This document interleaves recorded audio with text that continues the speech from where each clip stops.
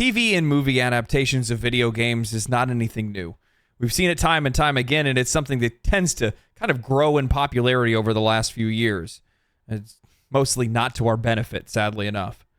So when I start seeing that Netflix is looking to acquire rights to Baldur's Gate, well, I'm skeptical. As reported by Giant Freaking Robot, exclusive, Baldur's Gate 3 Netflix live-action project in talks. The article goes on to say, it looks like with Henry Cavill leaving Geralt of Rivia behind, Netflix is looking to secure another fantasy juggernaut. Our trusted and proven sources tell us that the rights to a live-action adaptation of the Baldur's Gate game series could soon be sold to Netflix. Set in the Forgotten Realms world of Dungeons & Dragons, Baldur's Gate 3 has spawned 9 video games since 1998, the most recent being the long-awaited Baldur's Gate 3, which released to multiple platforms in August and September. We don't know yet if the Baldur's Gate project Netflix has in mind is a series or movie, though narratively speaking, the former would seem to make the most sense. Not counting the early 2010s remakes of the Baldur's Gate and Baldur's Gate 2 games, the series spans 9 games and over a century of story.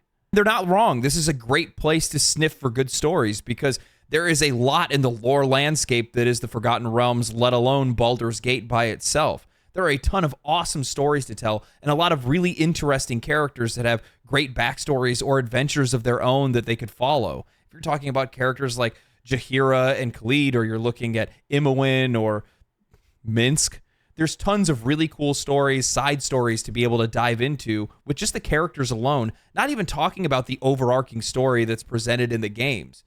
Now, if we are talking about that, yeah, the Ballspawn story is incredible to go through. There is a ton of really cool content to be able to discuss. I try to stay away from spoiling a lot of that stuff because I do realize that with Baldur's Gate 3, there's a lot of people that are going back and playing some of the older games. But the one thing that I will say is that anytime I hear about adaptations of RPG games specifically, the one thing that bothers me is that a lot of these games, especially the Baldur's Gate games, are told from the perspective of the player. It's how we influence that game that a lot of those stories conclude, how a lot of those side stories for those characters conclude. It's our decisions that we made in the game that made that story.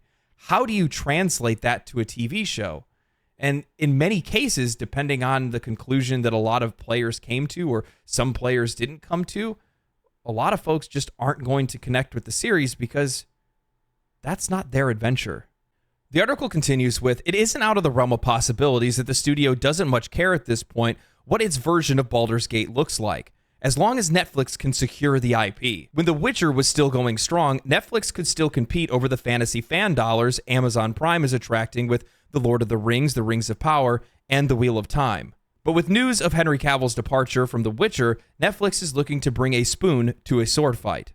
Liam Hemsworth is still slated to take over the lead role of The Witcher from Henry Cavill, but so far the reactions from fans doesn't make it seem hopeful viewership for the series will do anything but plummet once Cavill is replaced. Oh boy. So there's a few things that really complicate this situation. I don't like major corporations swooping in and picking up these IPs, especially when it comes to video games or, well, mostly just my favorite media, right? And the reason why is because if they have control of it, that means that passionate studios or directors or producers or whoever that really do want to make something great with the Forgotten Realms IP or with Baldur's Gate specifically, they won't have the ability to unless they do it through Netflix. That just sucks. Beyond that, I don't know what the ramifications of Netflix holding that IP has for content creators on YouTube or in other spaces that are making animated or live action content themselves regarding Forgotten Realms or regarding Baldur's Gate in general. This is something that we saw with the Netflix documentary that they had on, I believe it was Johnny Depp and the trial, where they came through and started copyright striking a bunch of content creators that had reacted to the trial online. Well, I understand that might be a smaller issue to some. That shows a larger issue that may appear in the future, where Netflix goes, oh, you know, I see you made an animated short with Baldur's Gate. We own that IP. Take that down. I don't want to see that. And while some people might be like, well, that's not what it'll get to, in most cases, these things do not favor the small guy. They favor the big guy. The other thing is they bring up the Liam Hemsworth and Henry Cavill situation with The Witcher. And if Netflix is going to pick up this IP and they end up getting ownership of it, they can't use this as a cover-up for the series that they fumbled. They need to make sure that they give this series to people that care about it. They give this series to people that want to stay true to the Forgotten Realms, stay true to Baldur's Gate. Because otherwise, the people that really love this content, really love Baldur's Gate, really love Dungeons and Dragons, are not going to connect with it. It has to be people that really intimately know the content. And beyond that, it cannot be something that preaches to us. It cannot be corporate drivel. It has to be something of major value. And if it's not going to work, and it's going to fail very quickly. The article concludes by saying, should talks go well and a live-action Baldur's Gate finds its way to Netflix, it'll be joining a growing number of video game adaptations, taking over movie screens and streaming platforms. Films like Sonic the Hedgehog, the Super Mario Bros. Movie, and Uncharted have done well in the box office. Meanwhile, series like HBO's The Last of Us, Netflix's own Arcane, and Peacock's Twisted Metal are gaining more popularity. Adaptations of video games or books or anything in movies and TV is nothing new, but I will agree that it is something that has been growing quite quickly over the last few years. And I think the reason why is because the industry at large, the entertainment industry at large is, well, boring. And they don't have anything new. They have nothing fresh. They have no new ideas. Nobody's bringing anything really interesting to the table. So what they're doing is they're reaching back in the old nostalgia bag, and they're pulling from an industry that's growing at a much faster rate than they are. They're hoping to be able to cling on to that as a way to be able to maintain relevance and maintain attention in the future. Now, the problem is that what a lot of these studios don't realize is that video games specifically are usually told and experienced from our perspective. And that's something that you really can't replicate. And because of that, we don't really get very connected to the TV shows that they make.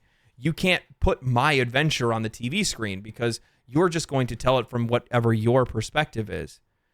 Now, the difference maker is whether or not you give it to a passionate studio, a passionate producer, or passionate writers that really do love the source material because they understand what the player wants. They understand what the players of the game enjoyed the most about playing that game and experiencing that story. So they know the best way, or at least what they believe is the best way to be able to deliver it to that audience. Sad thing is that more times than not, that's just not the people they have working for them. And it's not the people that they hand that stuff to, and that's something that we saw with The Witcher. I hope that's not the fate for Baldur's Gate 3. I'm not saying that I wouldn't like to see a live-action series. I would much rather see an animated series because Netflix has done a way better job with the animated series of adaptations they've had over the last few years. Castlevania is just, so good. So good. I cannot wait for Nocturne. But regardless, I just hope if they are going to win this IP and they are going to take it on, they do something good with it. Because it's a universe that I care a lot about. It's a universe that I know a lot of people care a lot about. And it's something that we wouldn't mind seeing on the TV screen as long as it's done in the right way. Anyway, what do you guys think? Do you guys want to see a live-action Baldur's Gate? Do you want to see an animated Baldur's Gate or something like that? Tell me other shows that you guys would like to see or video games that you would like to see adapted in the future. Or tell me if you say no more to the adaptations. I just want to play my games. Anyway. That's all I got for you guys today. Just wanted to make a really quick video. This is something that was just kind of done on the fly. I didn't really write anything down. It was just kind of raw thoughts. So I might not be as clean as some of my other videos might be. But hope you guys have a great week. Stay cool. Stay righteous. Stay safe, my friends. And as always, I will see you in Baldur's Gate. Peace.